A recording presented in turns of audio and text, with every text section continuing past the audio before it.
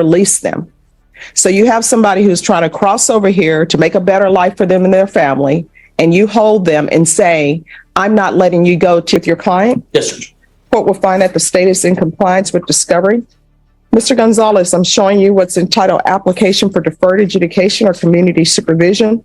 Did you review that document with your attorney? Counsel, do you waive the reading of the indictment? Yes. State, are you proceeding on the indictment as presented? No, Your Honor. The state's proceeding on the lesser included offense of kidnapping. No, Judge. Okay. And from which count? From count one. I'm sorry. And so you're waiving count two? Yes, ma'am. Any admonishments and defendant's waivers and affidavit of admonitions? Did you review that document with your attorney? Did you understand it? Did you sign it in all the appropriate places? Yes, ma'am.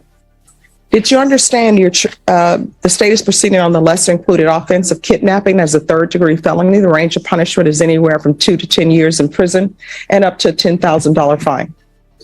If you have a plea bargain agreement with the state, the court does not have to follow your plea. If for any reason the court doesn't follow your plea and gives you more than you bargained for, the fact that you entered a plea will not be used against you and you will be allowed to withdraw your plea. Did you understand? Yes, ma'am. Did you understand you have a right to jury trial, a right for you or your attorney to cross-examine and confront any witnesses the state would call in the right to remain silent? Yes, ma'am. Did you understand by entering this plea bargain agreement you were giving up those rights? Yes, ma'am. And did you intend to give up those rights and enter into a plea in this case? Yes, ma'am. Well, let me ask you, is there any objection? Because I know this has been file stamped, but is there any objection? Because I think it's going to be confusing to somebody who maybe comes along later and read this. Sure. Is there any objection to removing? And just like that, the tone is set. This isn't going to be a quiet courtroom day. When a judge opens with personal stories, you know a message is coming, and it's not just for the defendant. It's for everyone listening. The court admonishments that's again printed? Not from us. I'm sorry, Judge. Oh, no problem. Caroline, you know a staple remover? It's in that. All right, after reviewing states exhibits 1 and attachments, the court will find there's sufficient evidence to find you guilty. The court will defer finding of guilt as you've applied for deferred adjudication. Are you proceeding with sentencing? Please, Judge. All right. Is there anything you wish to say on behalf of your client? We ask that you follow the plea bargain. He's very young. He understands that if he screws up, that you won't hesitate to send him to prison for up to 10 years. He got involved with the wrong people. I told him that his friends for the next 8 years are his mom and his grandpa. So we asked him to follow the plea bargain. He gets that he's here based upon his own actions. Okay. How old are you? 18. How far did you go in school? I was still in school.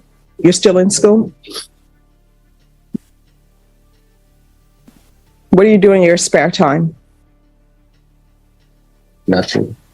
Work here and there.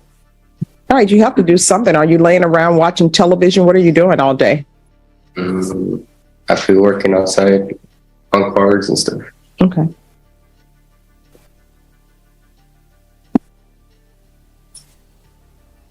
All right. And I'm assuming the feds are not picking this up? No, Your Honor. Not that I'm aware of. No, ma'am. They're not. All right. Pause right here. A third-degree felony isn't a slap on the wrist. This is potential prison time. 2 to 10 years over one decision. This is where a case stops feeling theoretical and starts feeling very real. So I'm going to follow your agreement, sentence you to 8 years deferred adjudication. There's a $500 fine that will be probated. Take in consideration 2022 CR 11863 694-518. There is to be no contact with the defendants in this case, Pedro Alonso and Roberto Mendoza Perez. That line hurts in the right way. When a lawyer tells a young defendant that his friend group is officially down to family only, that's code for everything just changed.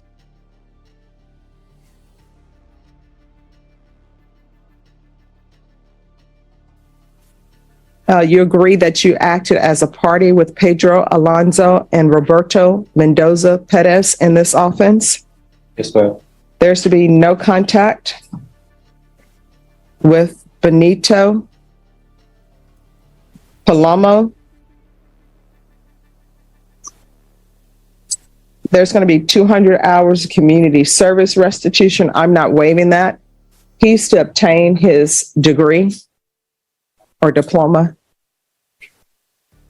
And then are you planning on going to college? What are you planning on doing with the rest of your life? I'm going to college. All right. So he's to obtain his high school diploma. And once he completes that, he is either going to go to a trade school or either you're going to college. And if you go to college, that's going to be full time. And for the court, that's at least 9. In custody for 7 months. So it's not to say that's impossible. But yeah.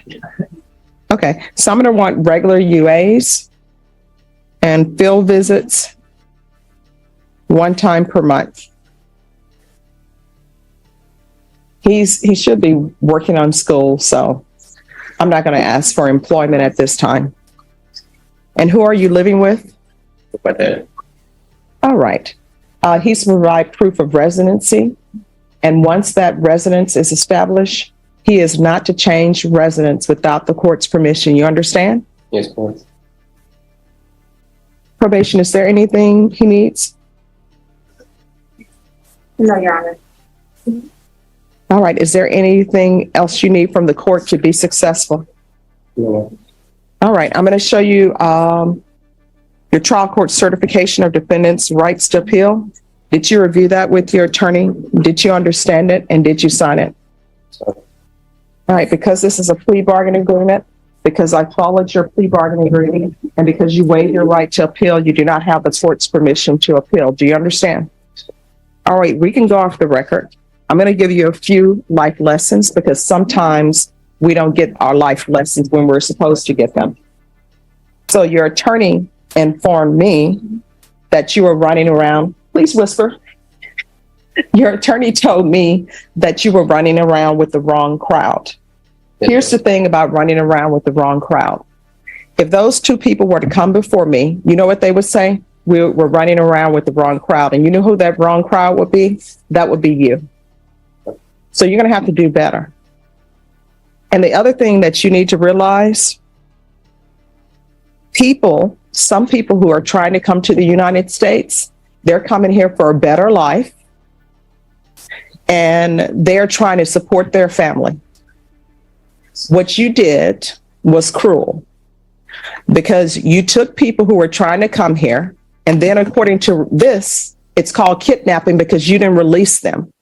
So you have somebody who's trying to cross over here to make a better life for them and their family, and you hold them and say, I'm not letting you go till you give me $800. It was at this moment that he knew. He fucked up. What that is, that's building your happiness off someone else's misery, and that is not right. And I know your grandmother, your father, or whoever is in your life didn't teach you to be that way. And if they did, it's wrong. So here's my question for you. Who is the person in your life that you love more than anyone? My mom. Your mom. Now, how would you... Let's translate that. Deferred adjudication means the judge is giving him a chance to avoid a conviction, but only if he plays by the rules for 8 straight years. Break them, and this instantly turns into prison.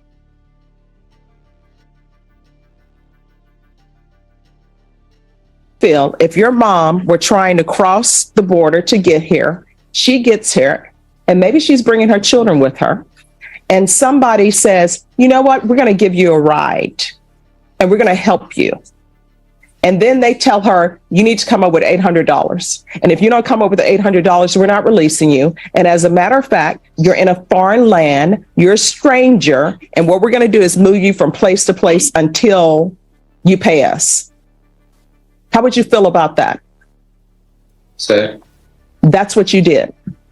So you were building your happiness, a lousy $800. That's what you're saying somebody's life was worth. You were building your happiness off their misery. And you need to think about that. You understand? Second. Much later. 2CR11923A, State of Texas versus Gilbert Gonzalez. Could I have parties announced for the record for the state? Hank Wilkins for the state, Your Honor. Defense. Robert Maurer for defendant, Your Honor. Are you Gilbert Gonzalez? Yes, ma'am. Showing you what's entitled Motion to Enter Adjudication of Guilt and Revoke for the offense of kidnapping on May 16, 2023 for a period of 8 years. Is that you? Yes, ma'am. All right, state. Violated condition number 1, on or about the 20th day of August 2023 in Bexar County, Texas, the defendant, Gilbert Gonzalez, committed the offense of reckless driving in violation of condition number 1. How do you plead to that? True or not true? True. All right. Did you understand by pleading true to violation of condition number 1, the court could find it true, grant the motion, sentence you up to 10 years in prison and up to $10,000 fine? Did you understand? Yes. Knowing that, do you still wish to plead true to violation of condition number 1? Yes. The court will find violation of condition number 1 true. Is there an agreement? There is, Your Honor. The state's going to take into consideration cause number 715368, the reckless driving. That's the new number 1. We're asking you that you deny the motion, continue him, and we're asking that the defendant take aggressive driving class level 2 through CATS, and that's the recommendation through probation. Defense. Judge, that's our agreement. And just for the record, my client's a junior at East Central High School, and I explained to him he needs to be extremely cautious about his probation moving forward. I'm not quite sure if he has a full understanding of what he needs to do to maintain his probation, but I just told him he needs to be very careful about just going to school and going home. So far, he's been in jail 34 days, he said. So, of course, he's missed the first month and a half of school, and obviously he needs to get out and try to get back on track. And where is this school? It's East Central High School here in town. Okay. All right. Can you raise your right hand for me, please? Do you solemnly swear or affirm the testimony you give will be the truth and nothing but the truth, so help you God? Yes, ma'am. All right. You can lower your hand, state your name for the record. Gilbert Gonzalez. All right. Why are you driving recklessly? Do you not know how to drive? I do. What is the vehicle that you drive? Chevy Tahoe. I'm sorry, what? Chevy Tahoe. All right. And how far is your school from your home? 18 minutes, 10 minutes. 10 minutes? All right. And are you employed? All right. So I'm going to help you with your reckless driving because I think that's my job to do. All right. The court will deny the motion, alternate amend conditions. There's to be no driving for 6 months. So you're going to take the school bus. If you don't take the school bus, you need to take the VIA bus. Children need to learn. I don't know why people get vehicles. They don't even have a job. Parents are just giving people vehicles. They haven't graduated from high school. I walked to school. I walked to high school. I walked to elementary school. When I was in junior high, and now they call it middle school, I would walk my brother to elementary school, then run so I would not be late to junior high school. And I walked throughout my high school years. You understand? Yes, ma'am. And that was back in the day when nobody had computers. And when I had a book assignment, guess what? I walked from high school back home with 15 books. Thank you, Gentry Dorsey, who was not my boyfriend, but his mom raised him correctly. And he would carry 5 books and I would put 5 books in my backpack. So you will not be driving for 6 months. I'm going to do the aggressive driving course. I don't think that will be of help, but I'll give him aggressive driving. If you drive within those 6 months, probation will find out about it. A motion to revoke will be filed. And I'm going to see on this sheet of paper that I wrote no driving for 6 months. And that no driving for 6 months is punishment. You understand? Yes, ma'am. When you drive recklessly, you can hit anybody. All right? Is there anything else you need from the court to be successful?